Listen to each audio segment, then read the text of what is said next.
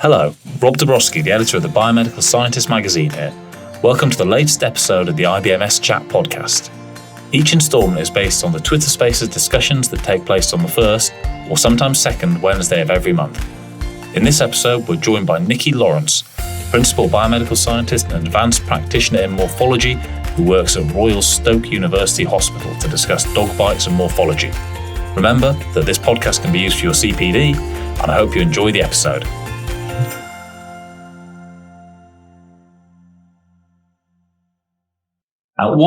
Let's kick off by, if you could tell us a little bit about your route into the profession and how you got into biomedical science in the first place, Nicki. So it was hugely by accident, Rob. I got a temporary job in a lab as a lab assistant. And I think the moment I stepped through the door, I felt that I was at home and I just loved it, absolutely loved it. So they very kindly offered me a trainee position and were prepared to pay for my degree. It was a day release degree. And I did that at Wolverhampton University. And the lab that I was in was just so welcoming and really supported me, I think, and encouraged my love of science, something that I'd had from a very early age. So yeah, it was by accident, but I think it was meant to be. Oh, good. And what about the routes into morphology? Well, that also came about accidentally. So after 5 years of being qualified in haematology, I got a rotating senior position at my current trust. And then the lady who was in charge of the morphology section, she went off on maternity leave and then didn't really come back afterwards. So they asked me if I'd like to be the morphology senior. And I said, yep, I think that would be something I would be interested in. And by this point, I had already fallen in love with cells of all kinds. I loved looking at blood films.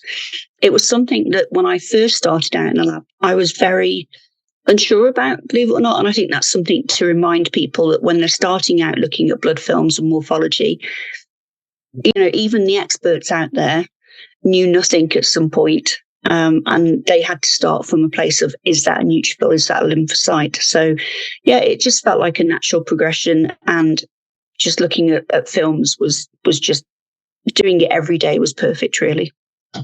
And tell us about your role now and give us kind of a little mini guided tour of the lab as well, Nicki. Kind of what's your team like? What's the ethos like there?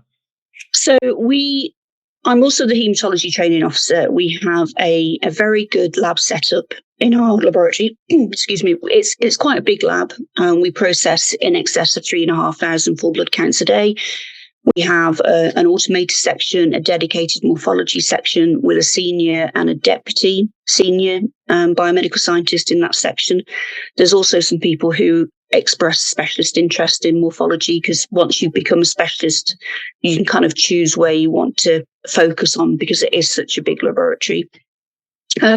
It's just a really nice place to work. Everybody is so dedicated to putting the patient first. And I know that sounds trite sometimes, but we really do care about the patient where we work. I think as a trust, it's something that's promoted. So it's a big laboratory. We employ a lot of biomedical scientists, but there's lots of sections for people to come kind of interested in. Brilliant. Working in that lab, you've written an article for the current issue of the Biomedical Scientist magazine, or it was the February issue, so it might be out of date by the time this lands, I'm not sure. But it's an article on three case studies on infections following dog bites. How did that come about, Nicki? How unusual are these infections, and how and why had to write the article? So it is a rare infection. And we have had cases throughout our pathology network over the last year or so. All of the cases were fully anonymised. But I think it's important that when we're looking at our blood films, often with patients who are on ITU or in a HTU setting, they are very poorly. They often have sepsis. And you want to know what the underlying cause is. And sometimes that can take a little bit of time to kind of tweak out how that's come about. I always try and remind people that when we're looking at cells, that we should be looking in them as well as at them. Often, until you get your eye in for things like Howell Jolly bodies or basophilic stippling or organisms within your white cells, that sometimes you can kind of not spot them. And I think that comes with practice. And I know that obviously when I look at a film, I'm probably a little bit quicker than somebody who's starting out. But if you get used to doing that, look at all the different characteristics, put it all together, and then look inside each cell and think, is that relevant or not? And they are quite difficult to spot. So it's Capnocytophagia canemorsis is the organism. And it is really small, and you might mistake it for some kind of granulation or something else, or debris or whatever. But when you spot it and you think, gosh, yeah, that's relevant. And how long did it take you in these cases to spot the organism? When it's quite rare, it's quite small. Did you spot it and immediately think, aha, there it is? Or did you have to go away, have a think, consult people? No, I tend to be fairly good at spotting things. I've spotted malaria when we haven't had a malarial parasite request. I think that comes with experience. I've looked at probably in excess of 300,000 blood films in my career. So I think there's a lot of experienced morphologists out there. There's people throughout the country, the likes of Michelle Brereton, who is, she's a national expert. She would easily spot it as well. And I suspect the majority of people who look at blood films routinely would think there was something abnormal about those neutrophils and then take it to somebody else. And that somebody else that they take it to is often somebody like me, who will then go, yeah, good spot, well done. That's definitely something that is relevant. It's a slow growing organism. So when the patient first presents with sepsis, the organisms aren't always apparent. But if there's a bacterial infection and then you find out that there's been exposure to cats or dogs, it's certainly something that should be considered. And how quickly does the kind of condition evolve? Like, is this something where in a matter of days you need to have found out? I mean, tell me this about that, Nicki.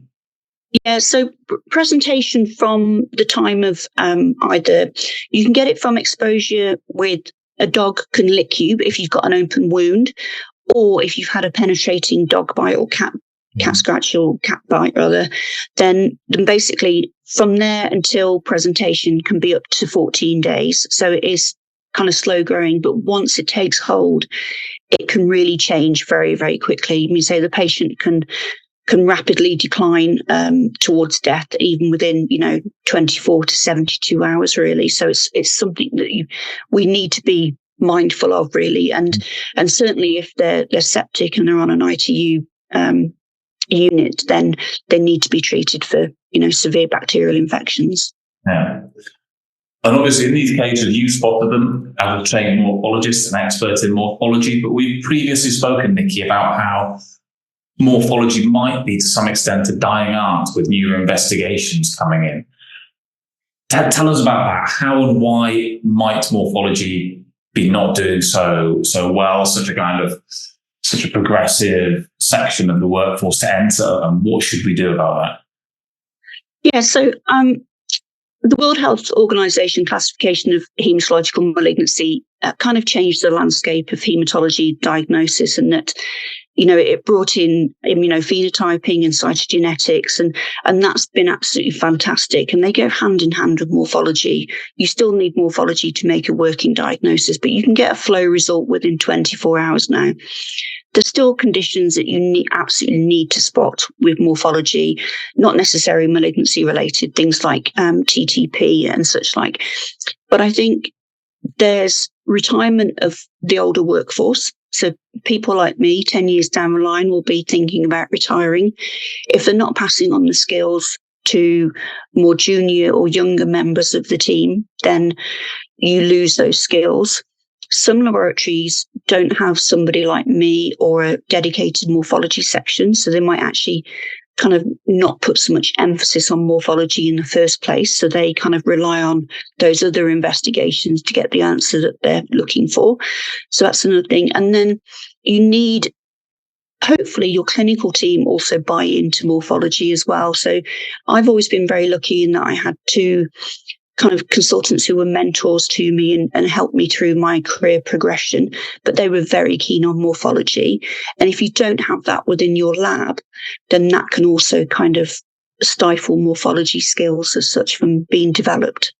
Well, when you're talking about passing on kind of skills person to person and mentoring people in the lab, is there not such a kind of a formal route into it where does it tend to happen through person to person work within the lab, that kind of passing on of skills and knowledge in morphology?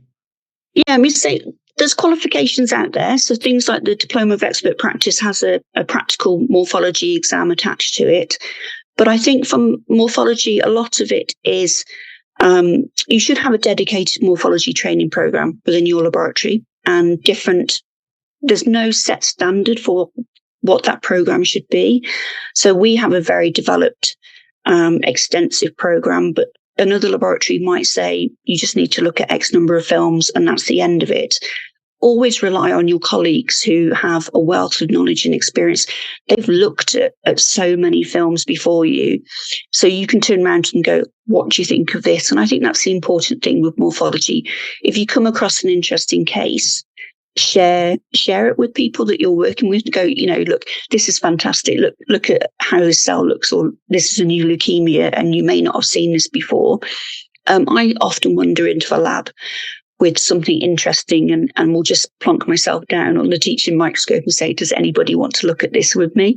And that's a very informal kind of setting on an ad hoc basis. But I also do something called bite-sized morphology, which on a Friday morning I share probably 3 or 4 cases via live microscopy and Teams across our pathology network, so that people can be exposed to the kind of cases that they wouldn't necessarily see or might not have seen during that week. So yeah, it's about sharing knowledge, really. Brilliant. And if anyone listening wants to know more about that, they can go to the Biomedical Scientist magazine website, type in bite-sized morphology, and Nicki's written some pieces about that previously.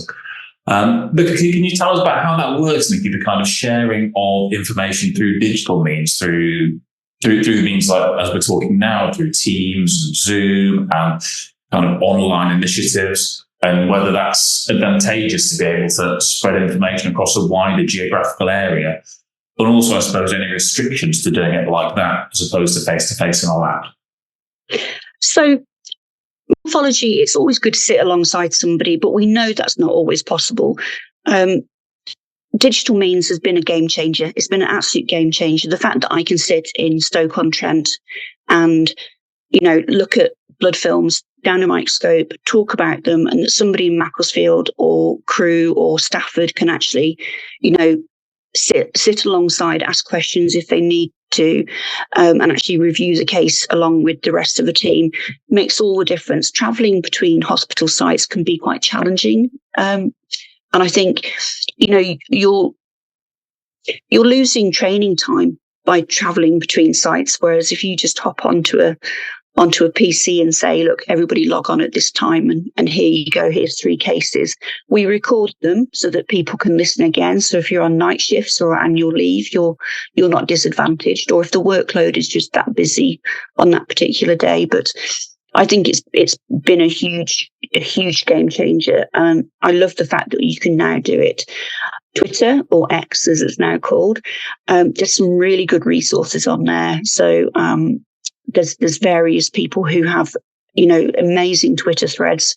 There's a chap from Harvard called William Aird who does these brilliant, 10 to 14 kind of tweet threads. And he really understands the laboratory side of things, but then brings in the clinical side as well. So I think it's finding accounts that kind of speak to you and that you enjoy.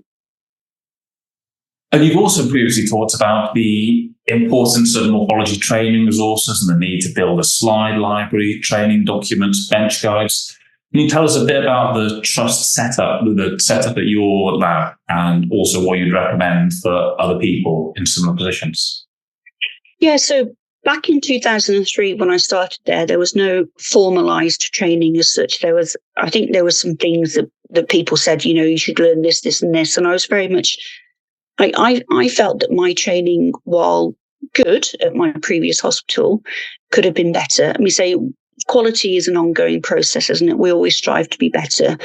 And so set about putting in a morphology training program, and that's a mix of PowerPoints, which are quite extensive, different practical exercises. So they'll look at some normals, some abnormals. They'll look at known cases. So we have an extensive library of known cases, and you should be building that up over a period of time. Make sure they're cover slips so they don't deteriorate. And then also the NetQuest slides that we get, they're really important because you've got some really advanced complex morphology there you might not come across otherwise. And of course, when you get your NetQuest reports back, you get an expert comment on each of those slides. So you've got the answer to go with it. And it's just a really good, laminate those expert comments, put them into a folder, save your slides into a case, and that's the start of your slide library. So we've got from 2003 onwards in our slide library of NetQuest slides. And then obviously, when it comes to known cases, we kind of rotate older ones out and put newer ones in. But we try and make sure we've got one of almost everything. And you're obviously incredibly passionate about passing on all this information, making sure the resources are there, building up your staff. And a lot of morphologists seem to be incredibly passionate about morphology. Is it kind of a misperception that they are kind of particularly passionate about what they do? Or is it because it's kind of quite a more niche area of biomedical science? Is that something that's kind of built into being a morphologist?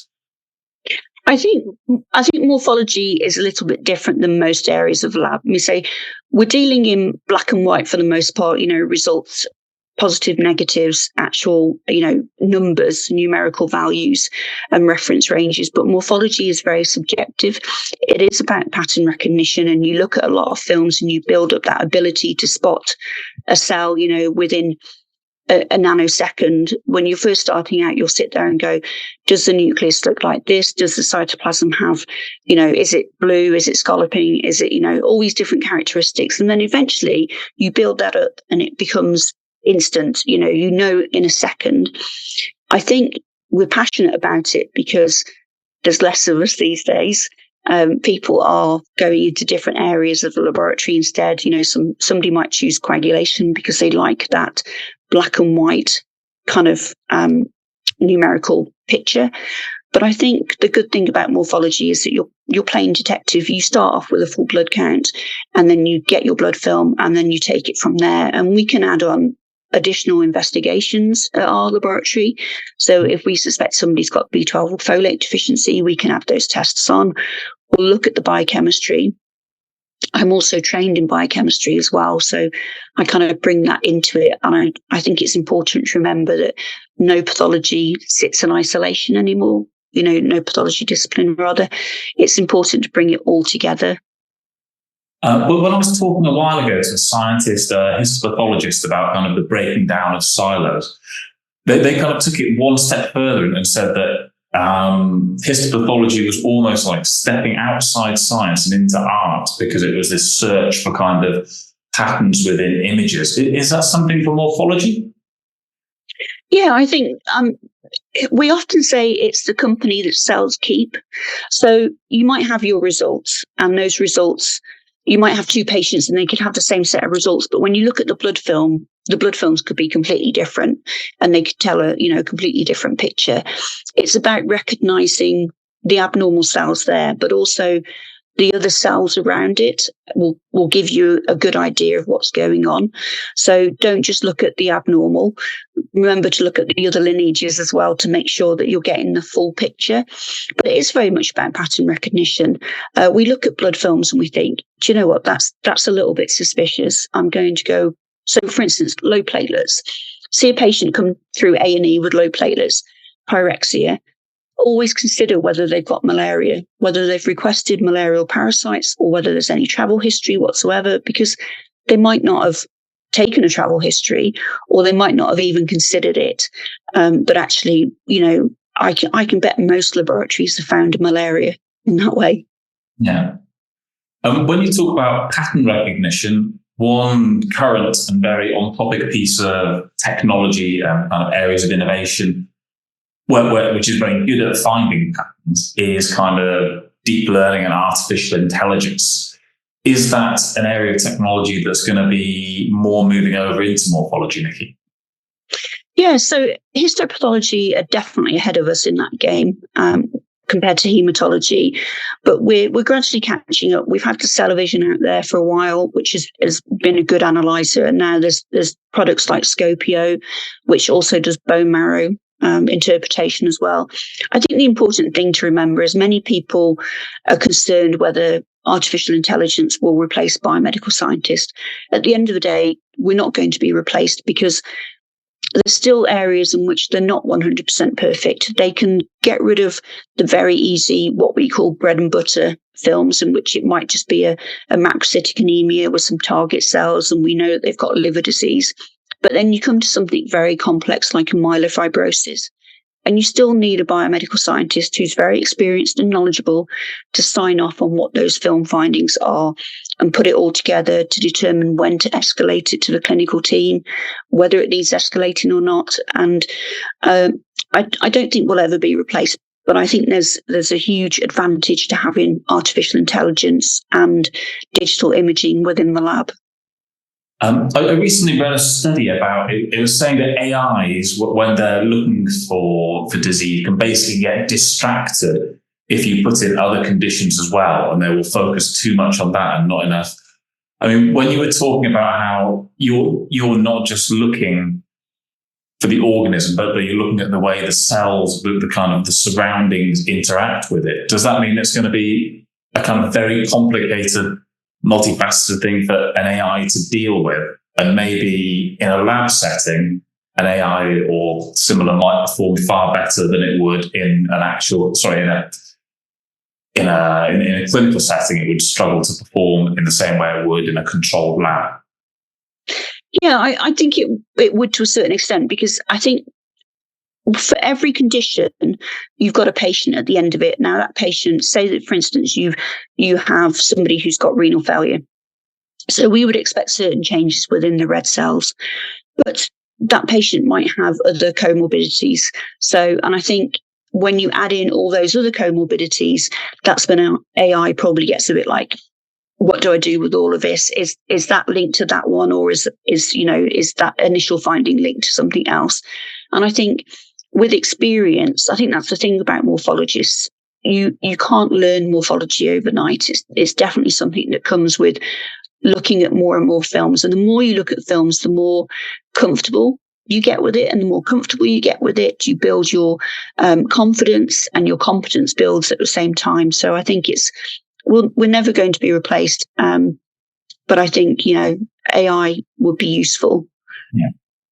And if someone's listening to this, Nicki, and they're feeling inspired to move into morphology, what should they do? What qualifications should they look to take? How should they look at making the move potentially across disciplines? I think so. Obviously, if they are already within hematology, if they're doing the specialist portfolio, there's some sections within that which are very morphology oriented, and kind of speak to your senior team. If you have a senior in morphology, express an interest. Always show, like, if you have a new case, go and see it. Even if you're not involved in it, go and ask your senior, can you show me what the new AML looks like, or the new ALL? Build your interest that way. Do lots of reading up. Qualifications wise, once you've done your specialist portfolio, there's the higher specialist diploma in hematology, and that's really in-depth and knowledgeable across all hematology. And I think it's important when we're looking at morphology that we're not just very blinkered and we think about morphology, because coagulation plays into it, hemoglobinopathies play into it. They all come together to kind of aid in your interpretation of those cells present. After that, I mentioned the Diploma of Expert Practice in Routine Hematology, and that, again, is a portfolio of experiential learning together with a written exam and then a practical exam. And out of all the IBMS qualifications I've done, that was my favorite because of the practical exam, sitting down and being able to show that I can look at these films, I can interpret the morphology there, I can come up with a differential diagnosis, and put it all together. It's basically what we do every day in the lab. It's not a qualification to be scared of. it's what we all do. I think people just don't realise that. And genomics has had quite an impact over the last couple of decades. Kind of moving forward from where we are now. Well, in fact, first of all, what type of an impact do you think it's had in your specialism, and what kind of an impact do you think it will have moving forward, if it will continue to impact on morphology? So since when I first started in the lab, I think the only real genetic abnormality was the Philadelphia chromosome, as it was called then, and then it, was BCR-able, and gradually we've seen more and more appear, and they have been tremendous for haematology. It is amazing to see all the cytogenetic abnormalities that have been discovered, which can, of course, help in the personalisation of medicine and treatment for patients. I often say that you could have two AML patients 20 years ago and they would present very similarly, but one would do worse than the other. And we never quite knew why. And now, obviously, we know that one might have had genetics that would confer, poor prognosis or whatever. But I think we're only going to see more personalised medicine and treatment for patients the more that we discover. And I think eventually all of those hematological malignancies that don't have genetic abnormalities associated with them over the next 5 years or so, we will see that actually there are just some that haven't been discovered yet. Just over a year ago, Nicki, we ran an article on New Year's resolutions for 2023. And we had one from yourself, which I'm going to read out now, if that's okay. And you can tell me if you managed to complete your New Year's resolution. Okay. So at the end of last year, you said your New Year's resolution for the year 2023 was to continue to invest in training and development, utilizing teams to deliver training across hematology pathology networks. I feel it's really important that we continue providing these training and CPD opportunities to all staff within our network, so they feel invested in and are connected to their colleagues in other labs across the area, making them feel part of the team. I think from my perspective, I know how you got on, but how do you think you got on with that, Nicki? Yeah, I think we did okay. I won't say it's quite difficult sometimes, because obviously if I'm on leave, then bite-size morphology doesn't occur.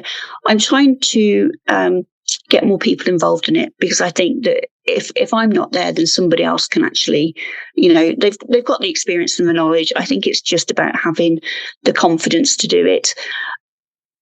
Most people, when they start out in the lab, they don't like presenting. They don't like doing lunchtime talks. They don't like, standing up in front of people. I think the important thing to realise is you're not actually being judged by your colleagues. They're just there to listen to what you're imparting, and they're just grateful that you're providing a training opportunity. Nobody's sitting there going, oh God, she's speaking too quickly, or she's stuttering, or it's not about that. It's about getting the information across, and that's what they're there for. I'd like to do more.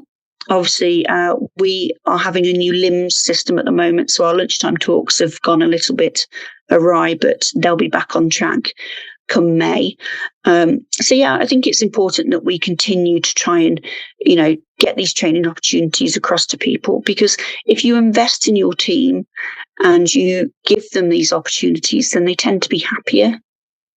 Yeah, definitely. And you're obviously someone who's incredibly passionate about training and about morphology and about developing people and working with people.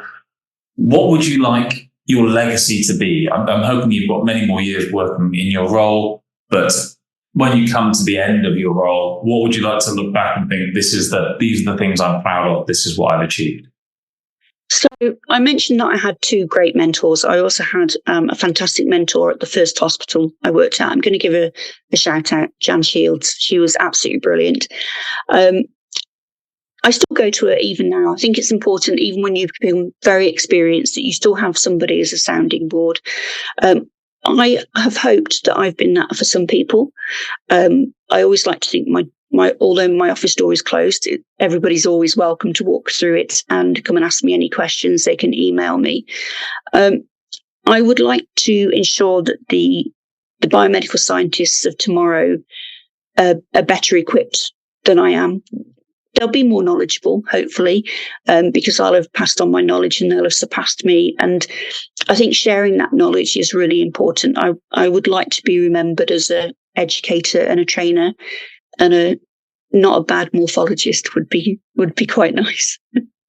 Perfect. So, and where do you see the whole sector by the time you're retiring? If we look a couple of decades down the line, are we going to still be working in specialisms? Will all silos be gone? What does the future of the sector look like in 20 years, Nicki? So I think we will still be in specialisms so I think that if we look at clinical haematology, haematology as a whole is becoming such a big subject that even the clinical teams are kind of dividing into lymphoid and myeloid teams. Laboratory teams obviously still need to know everything with regards to haematology. But I think those specialised sections like, special carag that do all the thrombophilia and haemophilia investigations, and then you might have areas like special techniques, which is where we do our hemoglobinopathy and our flow. They will become even more specialised. And I think eventually the bigger laboratories will end up having staff that only work in those areas because they're so busy.